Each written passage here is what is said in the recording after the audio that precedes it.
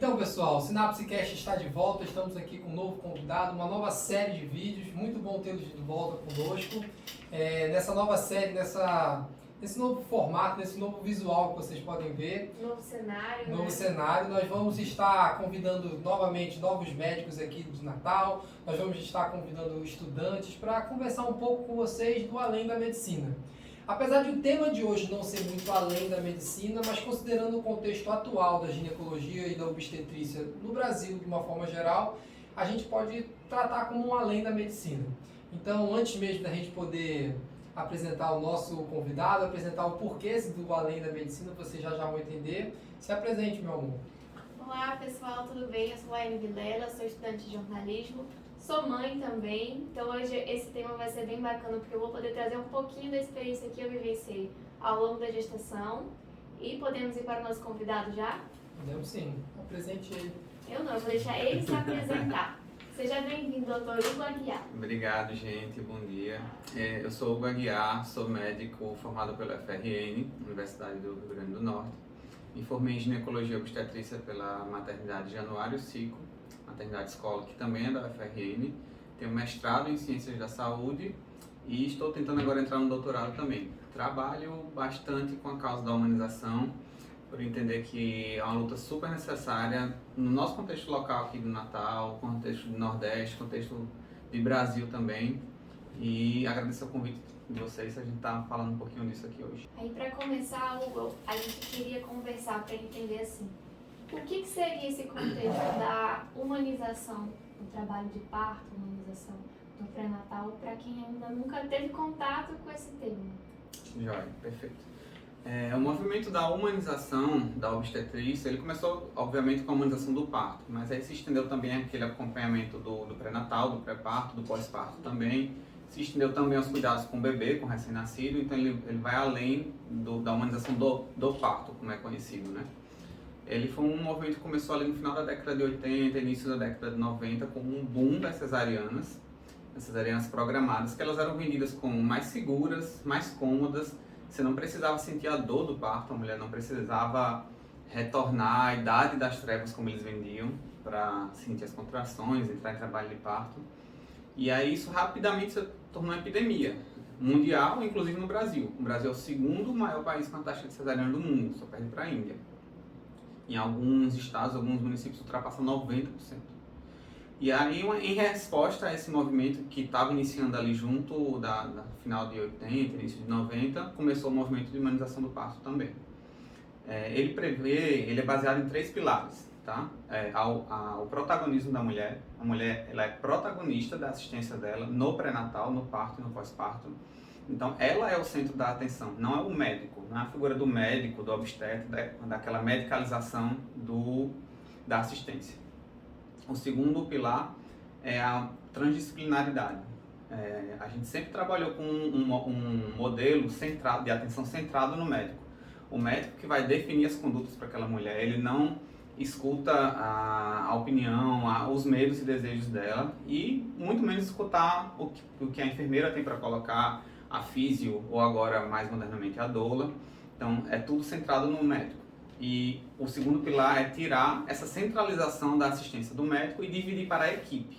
Então a gente sempre trabalha em equipes, enfermeira obstetra, físio obstetra, psicólogo obstetra, nutricionista, doula. Doula eu acho que é fundamental para um sucesso no trabalho de parto. E o terceiro pilar é a medicina baseada em evidências. Tudo que a gente vai propor para aquela mulher, para aquela pessoa, no pré-natal, no parto e no pós-parto, nada pode vir da cabeça, a gente costuma falar de vozes da minha cabeça, né? Nada pode vir dessas vozes da minha cabeça, tem que vir de algum lugar, e esse lugar é a medicina baseada em evidências. Os estudos que são feitos para esclarecer dúvidas específicas, eles vão se transformando em protocolos e guidelines, vão ser incorporados na nossa prática assistencial. Com isso, a gente garante a melhor assistência para aquela mulher durante todo o período de parto, de pré-parto e de puerperiodade. Acaba que a gente consegue cortar assim, com esse terceiro pilar. Lógico que a gente vai passar um por um, mas falando sobre esse último terceiro pilar, a gente acaba conseguindo cortar aquele... Não, a gente faz assim porque eu sempre fiz, a gente vai fazer assim porque é minha conduta nesse hospital. e com isso a gente consegue transformar a medicina de verdade em algo que é baseado no que dá certo, não baseado no que o médico acha que dá certo por conta do dia a dia dele, da convivência dele. Lógico que a gente nunca vai deixar a prática de lado, mas a gente tem que conseguir entregar para o paciente. Eu acho que isso é uma coisa muito interessante que, quando a gente começou a lhe acompanhar nas redes sociais, a gente viu logo de cara que você trazia essa questão da ciência para mostrar para seus pacientes, mostrar que, olha, tudo que eu faço, tudo que vai ser feito dentro do hospital, ele pode e deve ser baseado em evidência, ele pode e deve ser baseado na ciência, para que você se sinta mais seguro. Eu sei que às vezes a ciência acaba se distanciando muito da paciente, e é um objetivo seu, a gente percebe o objetivo seu tentar trazer a ciência para a paciente, mas falando sobre esse terceiro pilar é bacana, porque a gente consegue trazer de fato algo que vai trazer segurança para a paciente naquele momento tão singular que é o parto, tão sensível que é o parto. É interessante você colocar isso porque a gente que é de uma geração, eu não sou da última geração dos médicos obstetras daqui da cidade, mas uma geração mais nova, quando a gente entra em choque com as gerações mais antigas, propondo, a gente não vai de frente, não vai embater com eles, mas talvez assim, desse jeito aqui, pode ser que dê mais certo, porque já tem novos estudos dizendo que é assim, e a maioria, não é a totalidade dessa geração mais antiga, ele chega, não, mas eu sempre fiz assim na minha vida inteira e sempre deu certo. Então, quem é você que está chegando aqui para dizer que eu estou fazendo errado há 30 anos de obstetrícia? Então, essa é uma das dificuldades que a gente encontra bastante aqui no nosso cenário. E aí eu queria, assim, voltando nos pontos iniciais, eu queria que você explicasse, antes da gente entrar, a gente separou outros pontos para a gente conversar, mas antes de entrar nesses pontos, eu queria que você explicasse para mim até, porque assim, eu como homem, né, a gente não tem esse contato muito com o parto, a gente não tem muito contato com a hora do parto, é uma coisa muito mais feminina. Então, para mim, para os espectadores ou para aquela própria mulher que ainda não sabe o que é, explica para a gente o que é a doula. Qual é a função da doula, como é que ela trabalha, porque eu vi ao entrar na medicina que a doula foi uma profissão que foi se deixando de lado e agora com a humanização ela volta à tona, ela volta com toda a sua força, com toda a sua importância que de fato ela tem. Mas foi uma profissão que, desde que eu entrei na medicina e até um pouco antes, era uma profissão subjugada muitas das vezes. Acredito que foi subjugada exatamente pelo ponto que você falou do boom das cesáreas, de como a medicina foi se portando, mas explica um pouquinho pra gente. Tá, vamos lá. O parto, historicamente, antes dele ser um ato médico, ele era um ato domiciliar. E lá, remetendo lá para Inglaterra, Reino Unido, a gente tinha a figura das midwives, que é uma tradução literal, uma tradução livre seria as parteiras. E quando a mulher entrava em trabalho de parto, essa midwife, tem até alguns seriados aí na internet, ela pegava a bicicletinha dela, ia lá para casa da mulher, e era um evento privado feminino, um evento domiciliar privado feminino. Se juntava a midwife, a mulher estava lá naquela cena de seriado, estava lá na cama dela, o pai esperando do lado de fora, não podia entrar. Então era um evento privado feminino. E nesse cenário, as mulheres, elas se ajudavam e se... ajudava, uma palavra fraca para transmitir o que eu estou querendo falar, mas elas estavam lá naquele momento de suporte, de ajuda, de colaboração mútua, e surgiu nesse contexto a ideia de uma pessoa para não pensar na parte obstétrica do ato do parto, não se o bebê está descendo, rodando, mas sim só para estar ali dando suporte emocional para a mãe. Para conduzir, né? Para conduzir, ela saía para dar notícias para o pai lá do lado de fora e voltava, então ela também dá o suporte emocional para o pai, para a figura do pai. Hoje em dia, mais para a família também, é a pessoa, na maioria das vezes, a gestante escolhe para mandar as notícias para a família enquanto o trabalho de parto está acontecendo. E foi se profissionalizando, exatamente como você falou. Hoje a gente tem a profissão da doula. Doula, a palavra doula, numa tradução, significa aquela que serve. Então ela vai servir a mulher que está em trabalho de parto, a parturiente. E esse servir vai tanto do suporte emocional como do auxílio de mecanismos não farmacológicos de alívio da dor. Ela pode fazer o rebozo, que é passar aquela manta na barriga para suspender um pouquinho a barriga, para aliviar a pressão na lombar. Pode fazer escaldapés, pode só ficar do lado ali dela, escutando ela, auxiliar ela para ir para um banho, voltar do banho. Vai dar aquelas palavras de força, de encorajamento, vai se preocupar com a ambiência. O que é ambiência? O parto, todo mundo tem aquela ideia que eles acontecem de madrugada e não é por acaso, é fisiológico isso. O corpo, ele sabe que o melhor momento de parir é de madrugada, porque a gente pare há 200 mil anos. A gente não, as mulheres, mas a gente enquanto raça humana, né? E os partos, eles ocorrem de madrugada, que é o momento de maior proteção, tá tudo escuro ali. Antigamente ele não ia estar exposto, a mulher não ia estar exposta a, sei lá, ameaças, a predadores.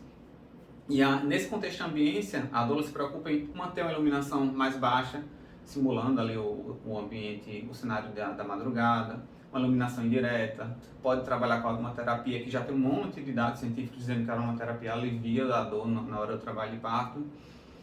E trazendo agora para o contexto de interação com o obstetra.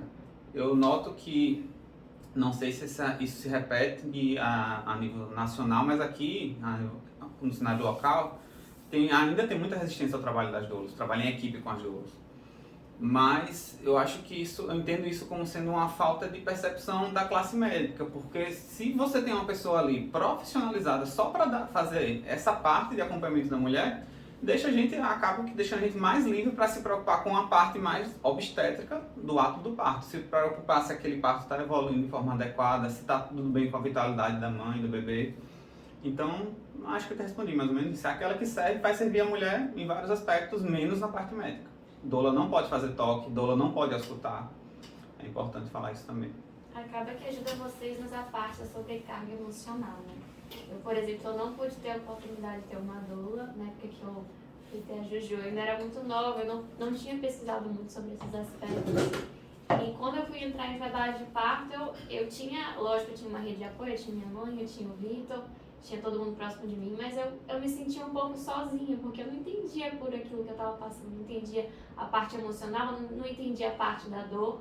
Então, ter essa assistência de alguém que já passou por esses momentos, que compreende o que você está passando, que lhe incentive, que fale, não, isso está tudo certo, isso está normal, isso está tranquilo, você vai conseguir passar por isso, esse apoio, esse incentivo, essa tranquilização, para que você consiga passar mais tempo ali naquele processo, que é um processo extremamente intenso, que você não faz ideia da tamanha emoção que você sente, não só em relação à dor, mas também em relação às expectativas que você coloca ali. Ter esse alguém ali do seu lado, segurando sua mão, falando que tá tudo certo, tá tudo tranquilo, que vai dar certo, é algo fenomenal, que eu gostaria de ter tido a oportunidade de presenciar.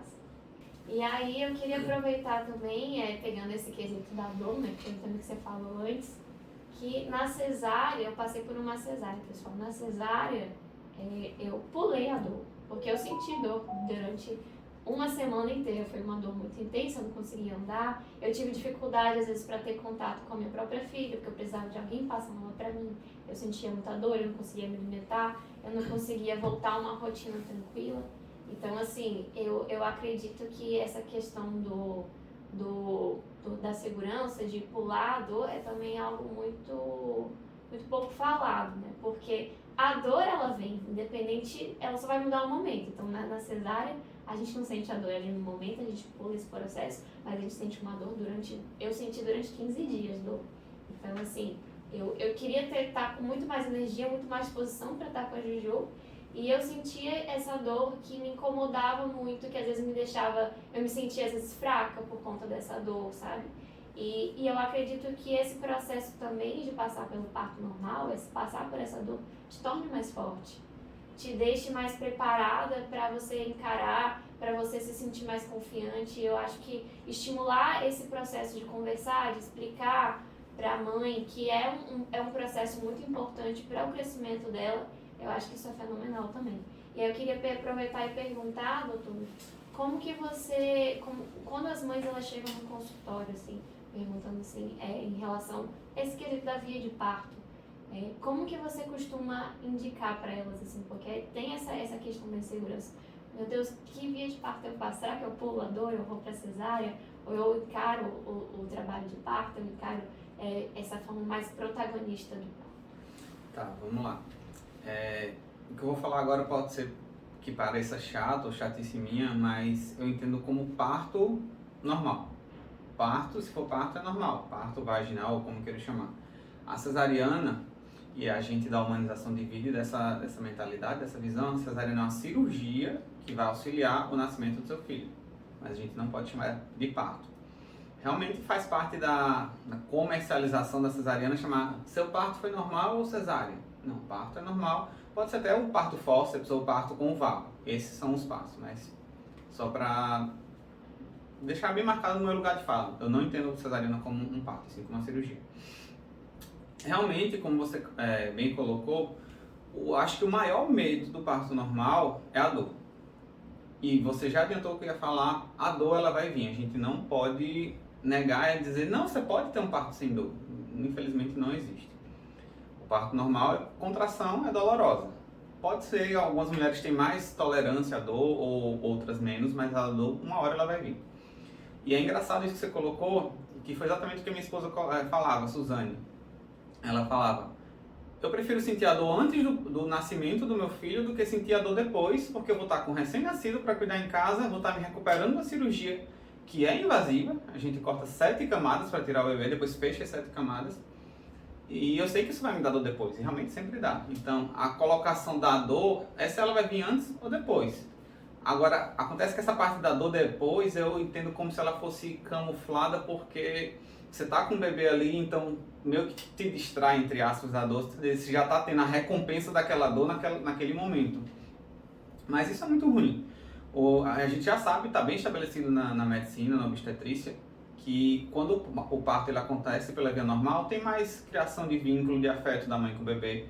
As próprias transformações hormonais e fisiológicas lá da hora do parto mesmo, a liberação de ocitocina, de endorfinas, melhoram a criação do vínculo daquela mãe com aquele bebê. A passagem do bebê pelo canal vaginal ajuda a expulsar o líquido amniótico, melhora a adaptação do líquido amniótico do pulmão do bebê, melhora a adaptação da respiração dele aqui fora. Então tudo é melhor, tudo é mais rápido. A recuperação é instantânea. Eu presenciei um parto agora nesse final de semana, no sábado, que, sei lá, 15 minutos depois que o parto aconteceu, a mulher disse, doutor, eu queria tomar banho porque eu estou me sentindo suja. Ela levantou, eu levei ela para o banheiro, ela tomou banho e voltou. 15 minutos depois de um parto, isso é sensacional, né? Ninguém disse que ela pariu 15 minutos antes daquilo ali. Então, é exatamente o que você colocou. Dor a gente vai sentir, a mulher vai sentir. A questão é se é antes ou depois, infelizmente. Eu levei, pra eu poder tomar banho sozinha, eu demorei uns 4 dias. Então, eu bem sei como é essa sensação.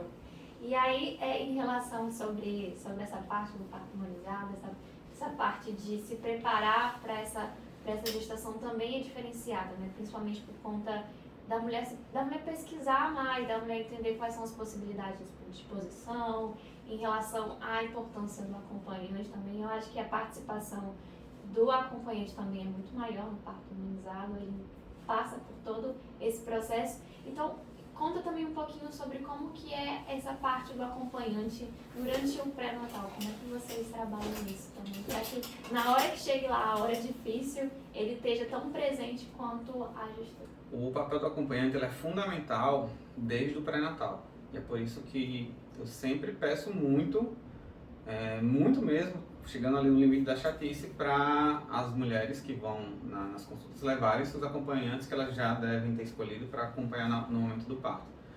Porque muitas vezes pode ser que o papel do acompanhante seja tão fundamental a ponto de determinar o sucesso ou não no parto normal. Por exemplo, eu sempre digo que na minha situação de pai, quando eu estava com Suzane, chegou um momento que eu havia com tanta contração e eu já sendo obstetra eu pensava, caramba, se Suzane pediu uma cesárea eu não vou dizer que não, porque a gente se toca com a dor de quem a gente ama, né? Mas isso deve ser e é abordado ao longo do pré-natal inteiro. Eu sempre ressalto a importância do acompanhante na decisão da mulher pela via de nascimento, né? Não via de parto. Ele vai chegar uma hora que ele vai ser fundamental, de dar o suporte para ela, de dizer que está tudo bem, de confiar na equipe que está ali, porque ele vai se tocar e se emocionar com o ato do nascimento. Teve outra situação, essa foi agora há uns 3 ou 4 meses, que a gente passou o pré-natal inteiro se preparando para o parto normal, e eu falando com o acompanhante, e eles vieram até mim porque eles queriam um parto normal, e a mãe tinha diabetes, e a médica anterior tinha dito que tinha que ser cesariana, então a gente foi abordando ela chegou no 4º mês, ao longo dos 5 últimos meses. E chegou uma hora, a gente precisou induzir o parto.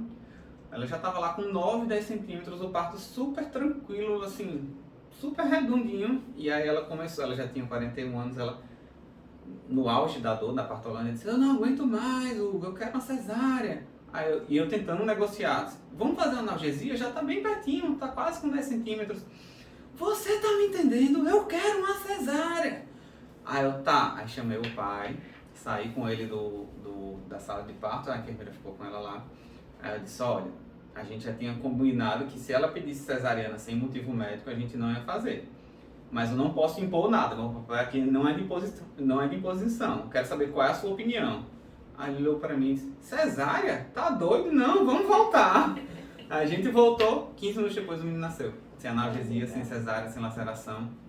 E obviamente nessa situação ela morreu de agradecer depois. Desculpe, Hugo, porque eu lhe xinguei e tal. E o pai, ou seja, esse é o exemplo clássico do papel determinante do acompanhante. Porque se tivesse tirado ele dali e ele tivesse me dito, ela tá sofrendo demais, eu acho que já deu. Eu não ia insistir, não ia empurrar um parto normal naquela situação, mas isso que é o bacana do acompanhante.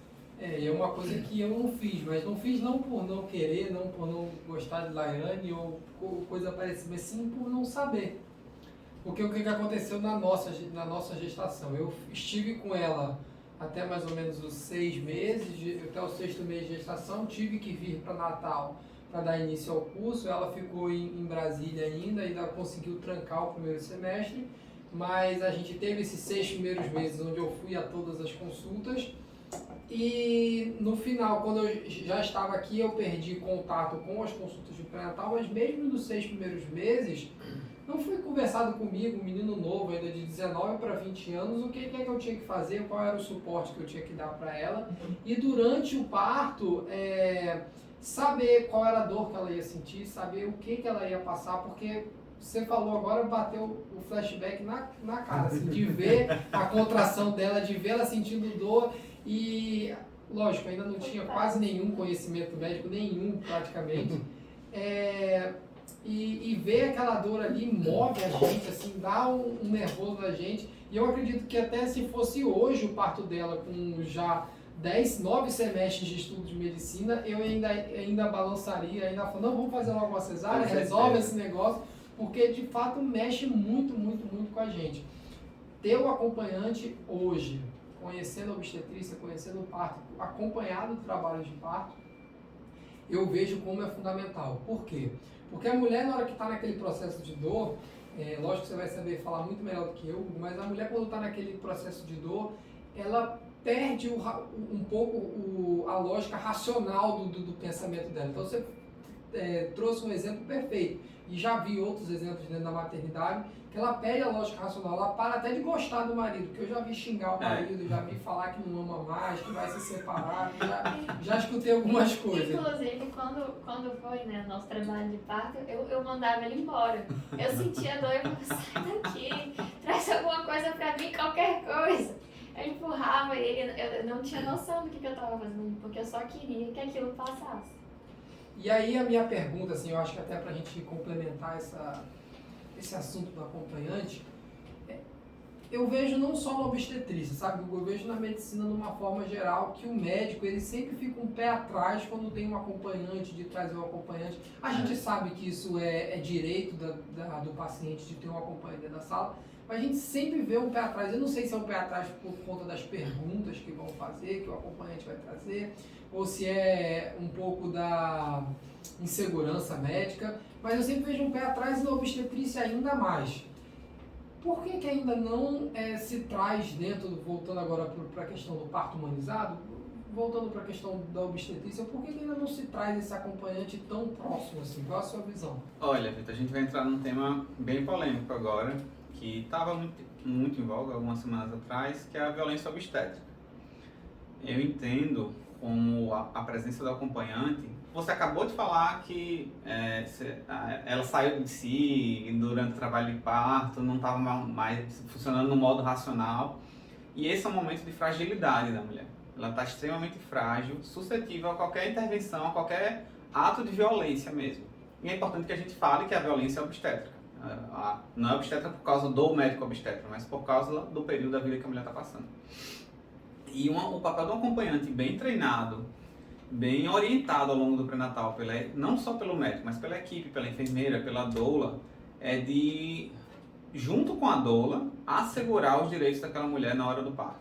Tá? É lembrar o que foi decidido, o que está escrito ali no plano de parto, lembrar dos itens que ela proíbe de todas as formas que sejam feitos com ela, dos que sejam facultativos, desde que estejam uma real indicação médica e do que ela quer que aconteça.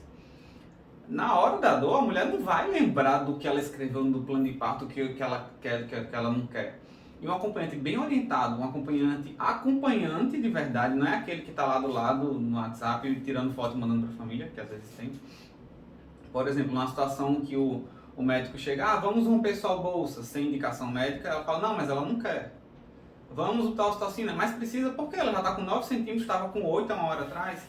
Então, ó, no cenário da obstetrícia, eu entendo como a presença do acompanhante nesse sentido pelo qual os obstetras, de um modo geral, não gostam ou veem com maus olhos a presença do acompanhante, porque vai podar ou tolher o ato médico deles de alguma forma, ou a autonomia deles de alguma forma de interferir num processo que, na maioria das vezes, é fisiológico.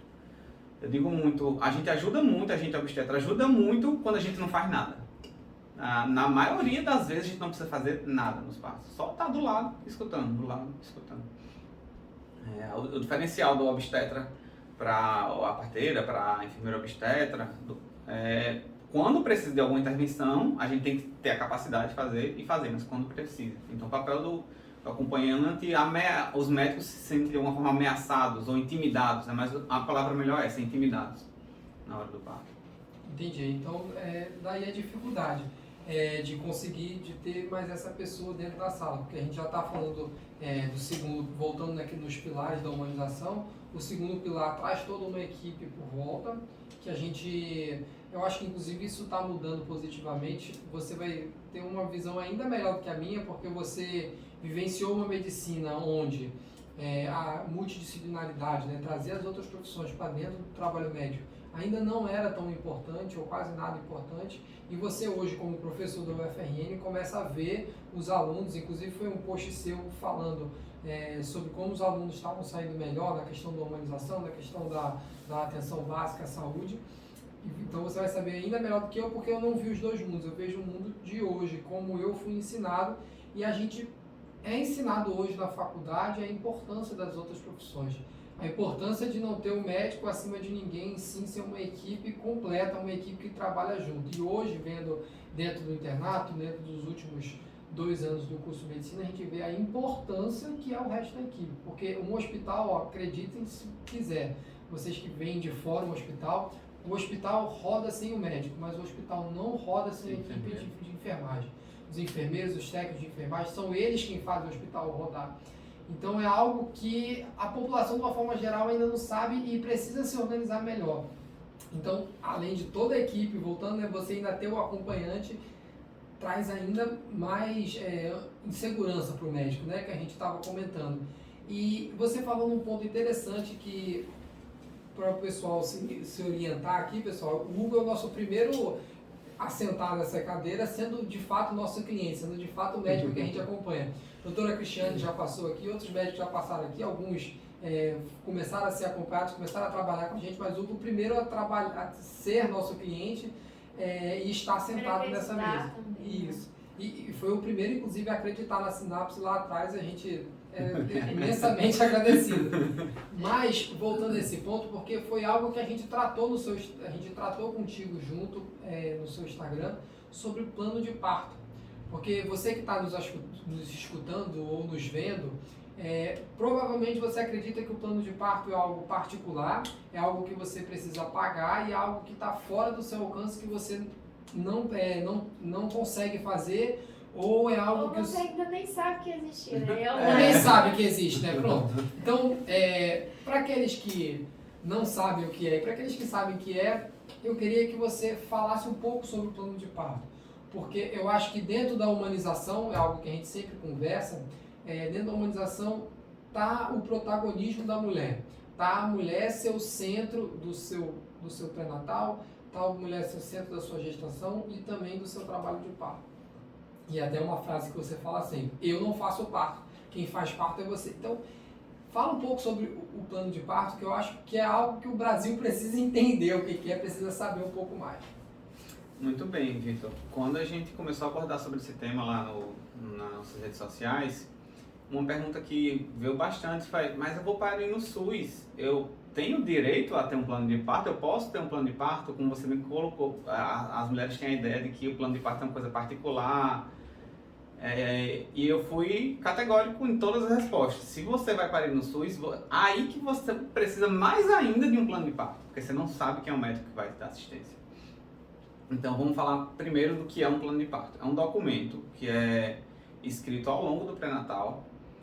Não precisa ser supervisionado ou direcionado pelo médico obstetra, pode ser pela enfermeira, pela doula, pode partir da própria gestante, mas eu costumo guardar um momento ali depois da 32ª semana até a 34ª, 36ª, ou para a gente construir o plano juntos, ou para eu revisar o plano que ela já construiu com alguma doula ou com a enfermeira obstetra, que acaba que é a maioria das situações. Lá vai estar escrito tudo que aquela mulher, aquela gestante, tem a identificação primeiro, né? O nome da gestante, o nome do bebê, o nome do acompanhante, o nome do médico que está acompanhando, o nome da enfermeira, da doula, o nome da equipe, a identificação da equipe. E aí depois vem lá. Eu gosto muito dos planos de parto separados em checklists, que eu acho que fica mais agradável para o plantonista ler do que ler um blocão de texto. Então, quase sempre é separado em pré-parto, parto e puerpério. E aí em cada bloco desse, tem os itens que ela não quer que sejam feitos de forma alguma. Tem uns itens que ela autoriza serem feitos com ela, desde que tenham real indicação e seja pedido o consentimento dela antes.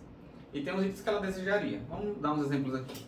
No pré-parto, o que é que eu não quero que seja feito de forma alguma? Restringir minha liberdade de movimento, me deixar em dieta zero, tricotomia, que é fazer a depilação, enema, que antigamente se fazia, hoje graças a Deus não se faz mais, que é a lavagem intestinal para tirar as fezes ali do reto.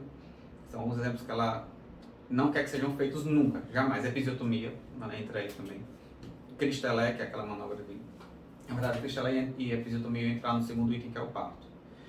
Outros itens que ela autoriza que sejam feitos desde que sejam com real indicação. Amniotomia, que é a ruptura da bolsa, mas tem que ter uma indicação, não para ver a cor do líquido, não é uma indicação. Vamos romper aqui só para ver a cor do líquido. Não existe isso. Se está tudo bem, não tem motivo para você ver a cor do líquido. Amniotomia, ocitocina também, desde que tenha indicação, real indicação. E o que ela quer que seja feito. Liberdade de movimento, botar uma playlist, iluminação indireta, banho a hora que ela quiser, comer. Gente, o parto é um ato fisiológico de alto gasto metabólico. Como é que você vai deixar a mulher em dieta zero ou com um soro glicosado na veia? Isso é uma violência obstétrica tremenda na minha visão. Porque pode ser que vire cesárea. E a mulher que estava em casa comendo, chegou na maternidade por alguma urgência e precisou ser cesárea. Você, não, vamos esperar 8 horas de jejum aqui, a mulher lá, o bebê em sofrimento. Não, é uma urgência. Se é uma cesárea, é uma urgência. Você faz sem jejum. E aí isso se repete nos outros blocos, na hora do parto, na hora do pós-parto, cuidados com o recém-nascido. Infelizmente ele não tem um caráter jurídico.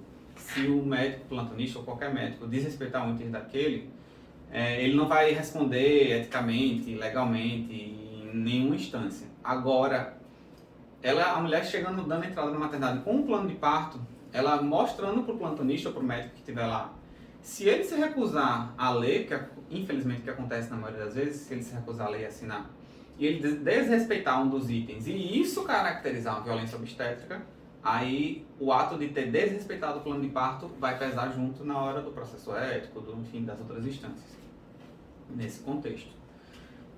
Infelizmente a gente vê uma recusa muito grande, tanto da recepção do simples ato da leitura do plano de parto, ainda mais quanto a segui-lo, mas ainda assim eu sempre oriento as gestantes que estão comigo ou as seguidoras da gente, tem um plano de parto. Tá? Tem um plano de parto porque para você chegar ao nível de escrever um plano de parto adequado, aquela mulher vai ter que estudar.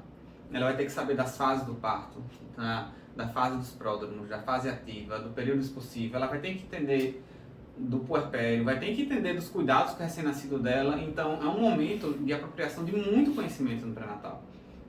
As mulheres que fazem um plano de parto, só o fato de ter feito plano de parto, elas são muito mais instruídas, elas são muito mais protagonistas do processo.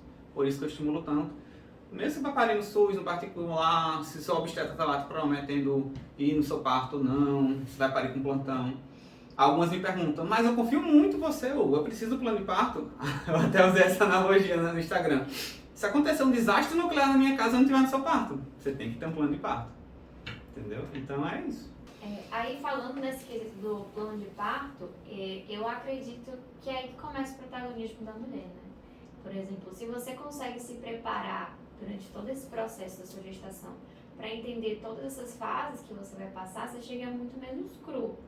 Então você, na hora que você vai chegar naquele momento assim tão difícil, que é o parto, você sabe as suas necessidades, você sabe que você precisa, às vezes, se você não quiser ter um parto, não quiser ter um parto, você sabe que você vai levar, o que você precisa, o que você se sente à vontade, você sabe como explicar isso ao teu acompanhante, você pode pedir que ele participe desse processo para que seja algo conjunto e você consegue se descobrir. Então, por exemplo, banho, eu não sabia que eu podia tomar um banho.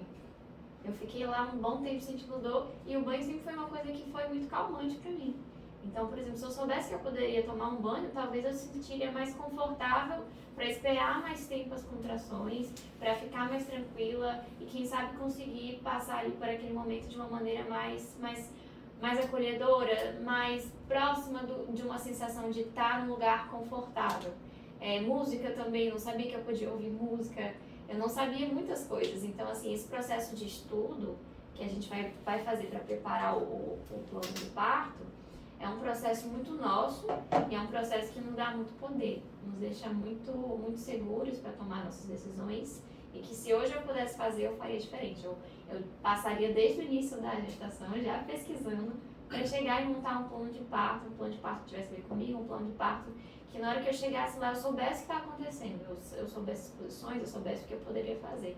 E eu acho que esse é um dos quesitos que talvez dificulte bastante as mulheres a construir esse papel de protagonismo, saber que ela pode fazer isso, saber que ela tem essa autonomia, essa possibilidade de construir esse documento. Por exemplo, a primeira vez que eu fui ouvir esse nome plano de parto foi relacionado à analgesia.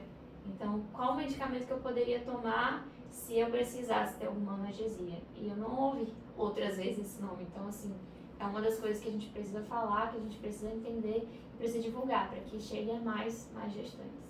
Agora, saindo, eu acho que a gente pode, daqui a pouco eu quero voltar nessa questão da humanização, para você contar algumas histórias. Eu acho que quando a gente estava conversando sobre algumas antes aqui de iniciar o podcast, antes de iniciar essa gravação, mas antes da gente voltar na parte da humanização, eu acho que para o pessoal que está assistindo a gente, está nos escutando, eles possam conhecer um pouquinho mais de você. Conte um pouco da sua trajetória, assim, como foi? Eu sei que você tem uma história bem rica, até chegar na medicina e depois uma história ainda mais rica até se encontrar na obstetrícia.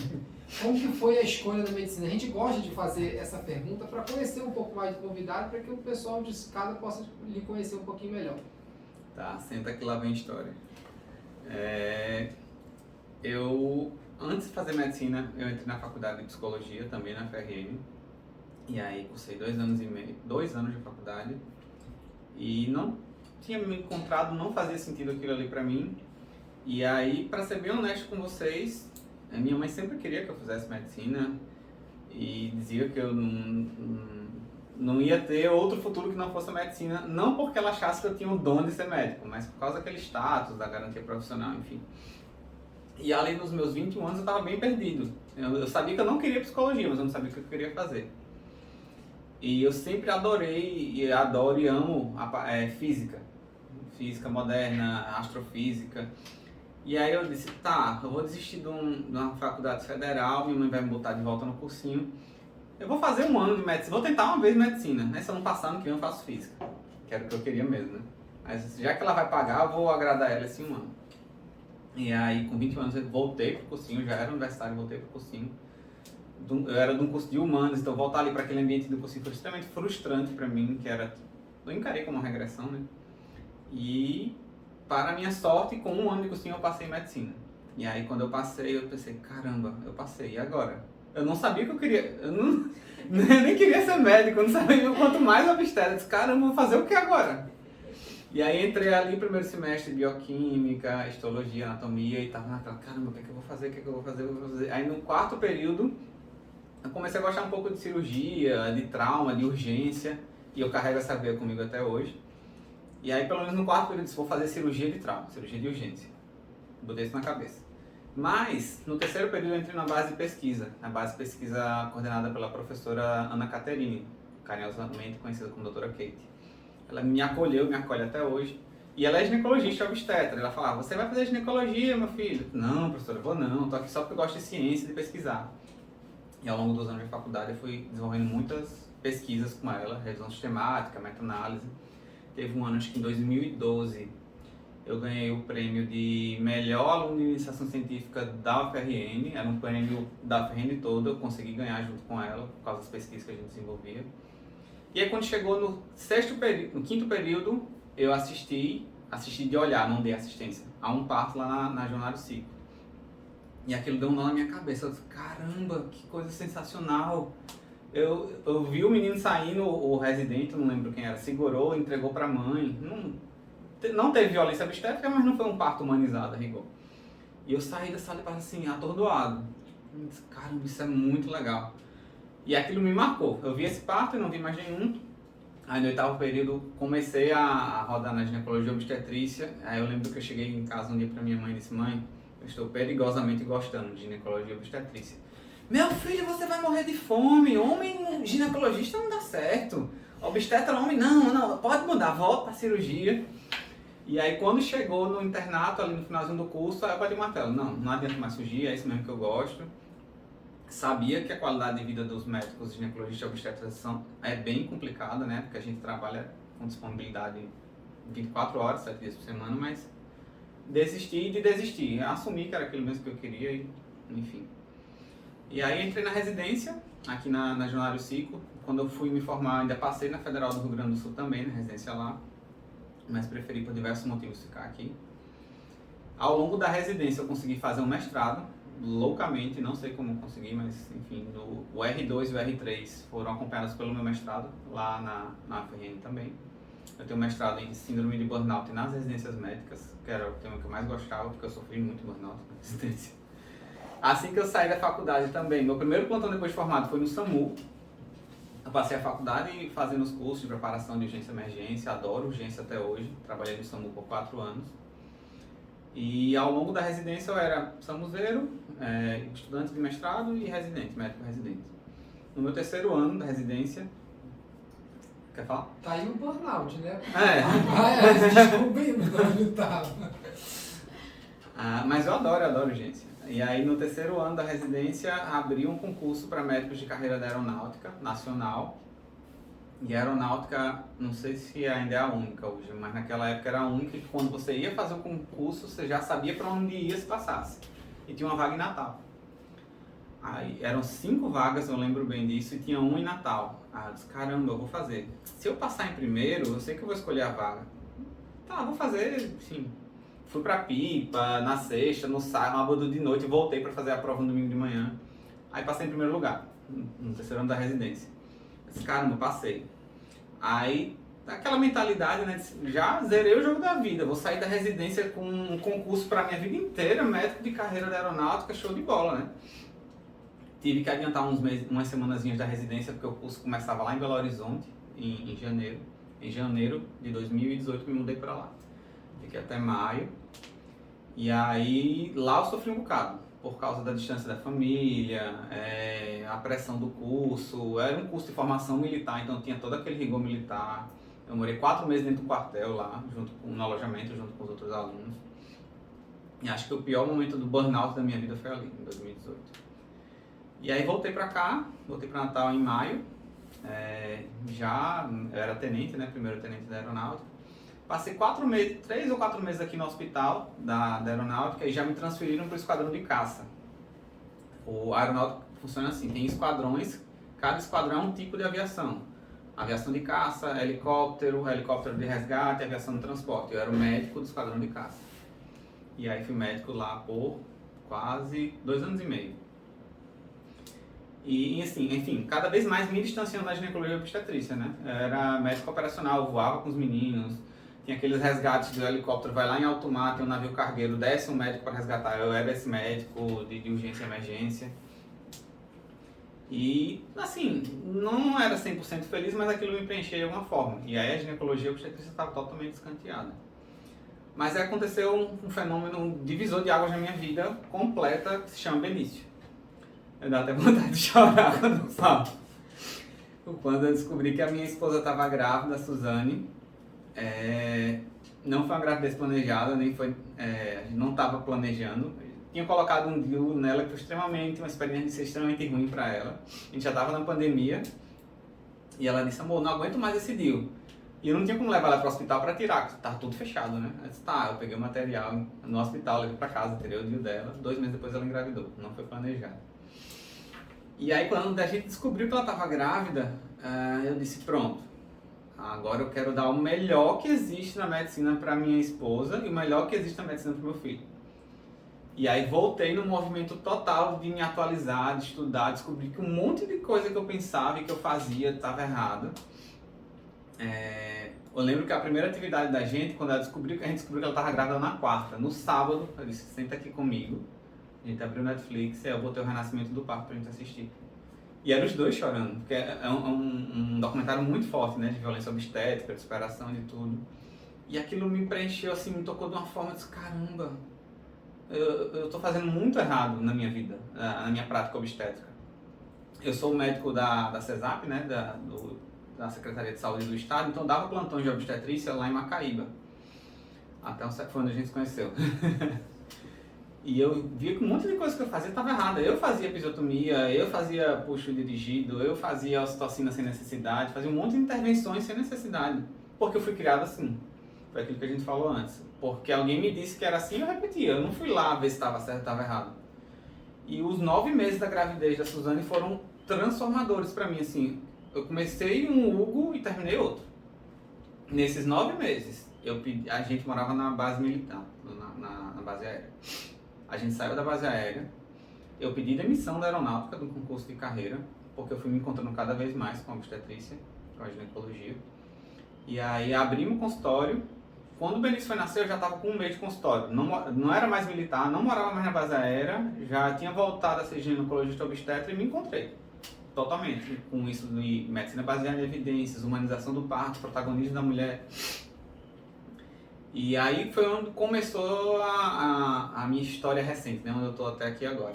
Teve período de dificuldade no passado, 2021, que eu pensei em desistir da obstetrícia, porque o cenário que a gente vive aqui em Natal é extremamente desafiador para quem quer trabalhar dessa forma, com essa linha.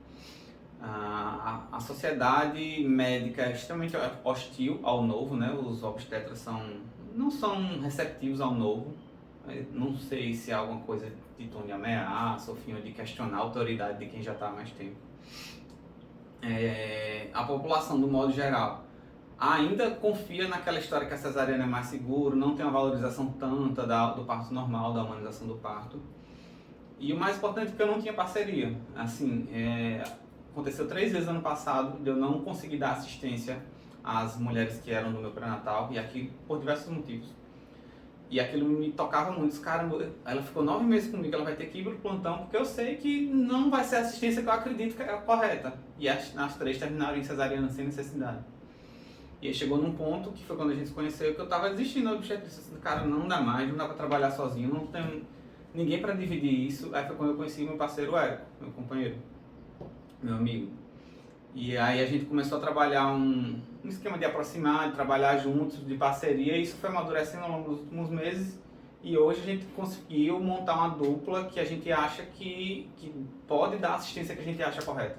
A assistência que as mulheres merecem, assistência baseada em evidências, humanização, respeito, empatia, carinho, tudo que a gente valoriza na assistência.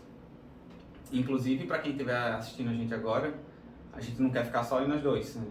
A nossa ideia é cada vez mais agregar obstetras, enfermeiras obstetras, montar uma equipe, porque a gente entende que não é o protagonismo de uma pessoa, de 2 pessoas específicas, mas de uma equipe para prestar assistência que a gente acha correta e adequada.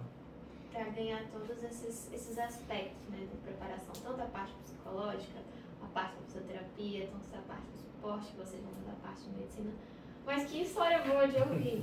Que história bacana, assim, é impressionante, né? Porque quando a gente fala dos nossos filhos, né? Isso toca muito a gente. Isso traz pra gente novos vieses, novas motivações, novos pensamentos. Trouxe também pra gente, né, amor? E que bacana que você conseguiu se encontrar agora, que você conseguiu chegar aonde você já queria lá no início, você só ainda não tinha virado a chavinha ali.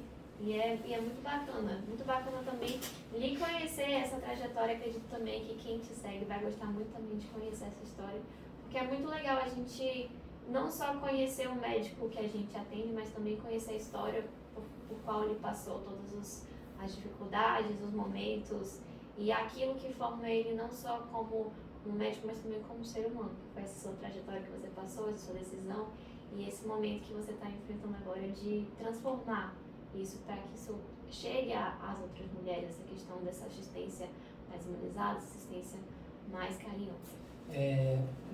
E é bacana assim o que você comentou, que é a humanização, né? Ele está trazendo conceitos que você foi adquirindo ao longo da vida hoje para a sua profissão, para que mulheres não precisam passar, por exemplo, pelo que você passou, para que elas sejam mais assistidas, para que elas sejam mais conscientes. E aí é uma outra coisa interessante que você sempre traz, que é essa parte da consciência da mulher, de trazer para ela que ela precisa estudar, que ela não tem que entregar seu parto, seu pré-natal na mão do obstetra ou na mão de um marido que vai lhe auxiliar ou de um acompanhante que seja da família. Então ela precisa estudar, ela precisa entender o que são cada fase do parto para que ela possa se entender melhor. Mas hoje, então, você contou o cenário local, você contou como é que você pensa o futuro da sua obstetrícia, da sua higiênico, mas a gente ainda vê muita, e chega a ser inconcebível assim, na nossa cabeça de estudante de medicina, ver coisas que aconteceram, como aconteceram recentemente da violência obstétrica, que virou notícia nacional do obstetra de São Paulo. Eu esqueci o primeiro nome, mas o segundo sempre vem, que é Calil. Como é que a gente ainda vê isso hoje? Como a gente consegue ainda ter contato com a violência obstétrica? Eu entendo a parte da cesárea porque, assim, é uma coisa que a gente até discute muito. Quando as pacientes lhe procuram ou procuram um médico querendo fazer um parto normal, elas às vezes se assustam com o preço. Mas o preço de um parto normal, ela precisa entender que o tempo tem um valor. E o tempo de um parto normal é infinitamente maior do que uma cesárea. E é isso um dos motivos também que quando a paciente chega no plantão de um hospital, ela acaba sendo direcionada para a cesárea, porque a cesárea é muito mais cômoda, é muito mais fácil e é muito mais rápida para a equipe do hospital, que às vezes tem que lidar com uma enormidade de partos, uma enormidade de gestantes parindo, né? E acaba indo para esse lado de um procedimento mais rápido, não de um parto, mas de um procedimento. Boa. Para me corrigir já. Mas, então assim, eu consigo entender a lógica, hoje, estando dentro do hospital, eu consigo entender o porquê que ainda se faz, apesar de não concordar, mas consigo entender. Agora, a violência obstétrica. A gente tem relatos nesse momento de fragilidade que nós comentamos, de médicos já que abusam das pacientes, ou de médicos que sobem em cima de suas barrigas para empurrar o bebê, para fazer a manobra com força. Por que a gente ainda vê isso? Para mim não entra. Para mim também não, mas eu tenho algumas teorias. Vitor, a violência obstétrica, ela é um espectro. Ela vai desde aquele ato extremo de violência que a gente viu na televisão, xingar a paciente, ficar fazendo comentários sobre a vagina dela, até de coisas mais sutis. Por exemplo, você dizer à paciente que ela não pode beber água em trabalho de parto é uma violência obstétrica.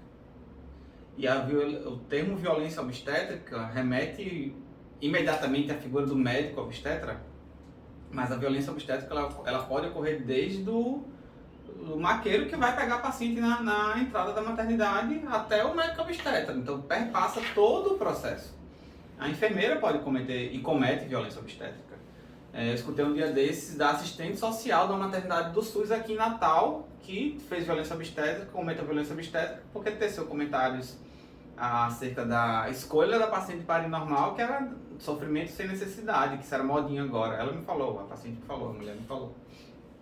E aí, graças a Deus, ela conseguiu o parto normal dela que ela tanto queria.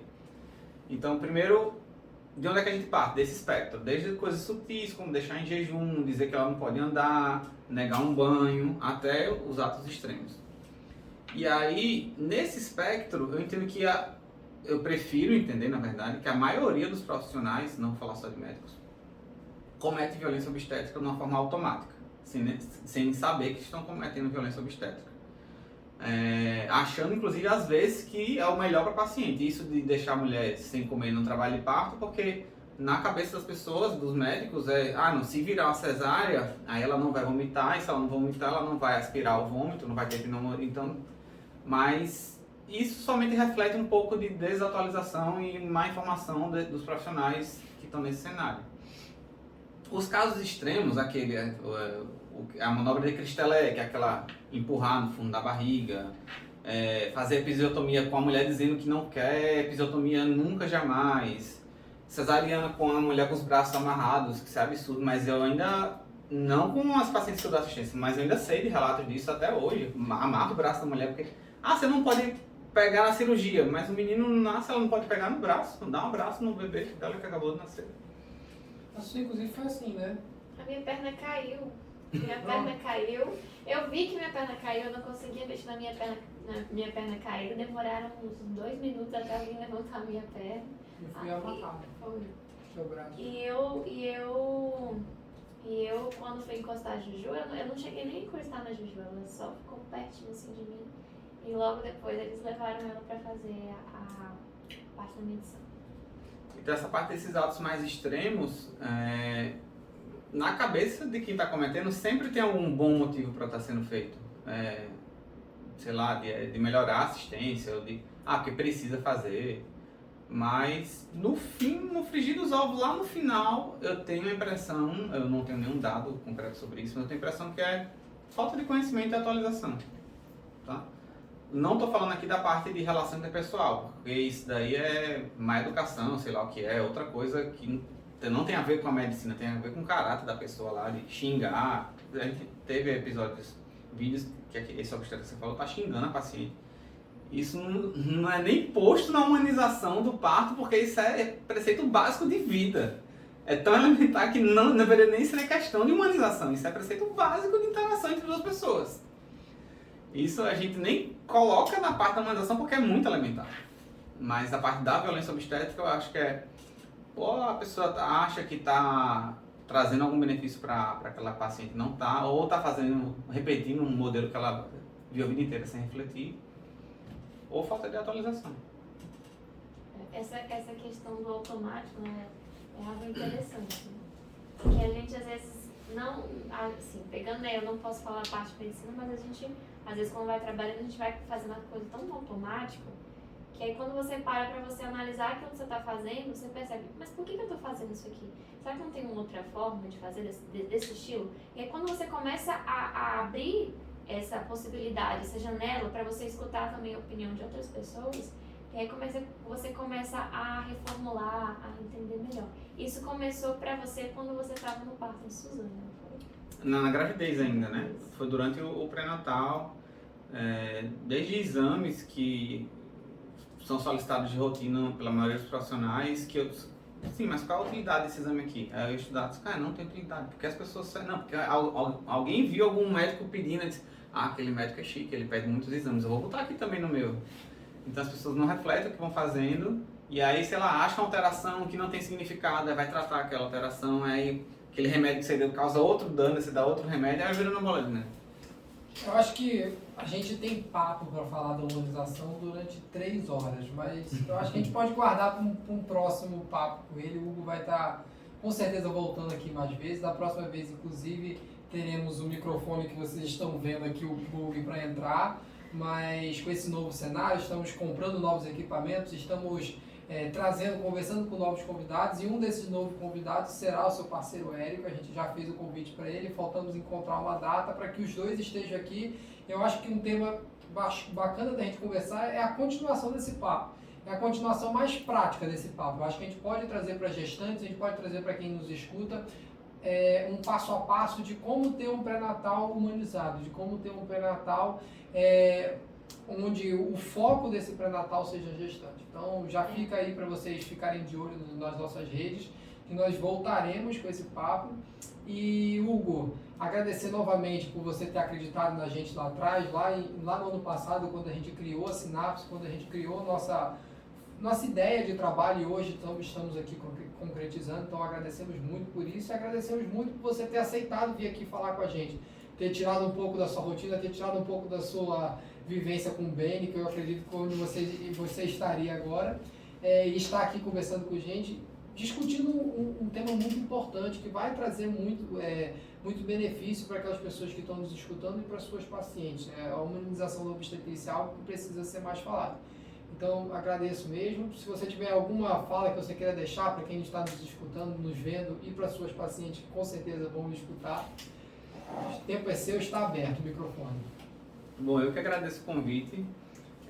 Vocês veem que eu me empolgo falando do tema, virou, além de ser motivo de realização profissional, virou causa de vida para mim.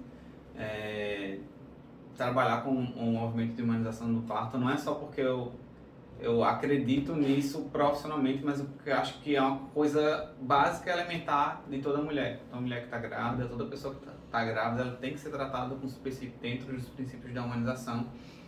E é importante a gente falar isso porque tem algumas pessoas, algumas mulheres que ainda entram em contato com esses princípios e infelizmente ainda existe. Elas pensam, isso não é pra mim, eu escuto às vezes, isso é coisa de índio, parir, coisa de índio.